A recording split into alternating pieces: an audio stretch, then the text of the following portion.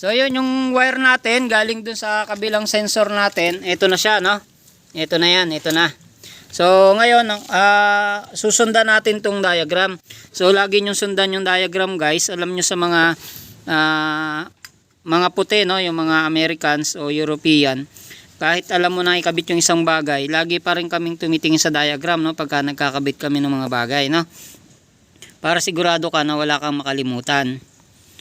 So sabi dito, ang una, kung meron daw nakakonect na wire sa pagitan ng terminal 14 at saka 15.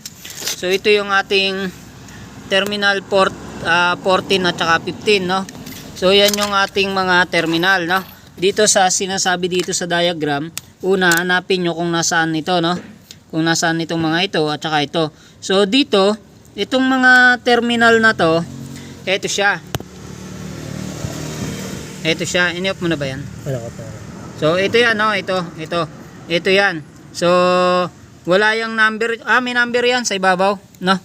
Maliliit nga lang. 15, 13, 15, 12. So yan, may number siya, may number.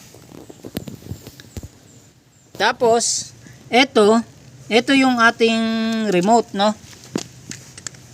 Ito yung ating remote RX at saka yung isa nating remote na TX. Ayan.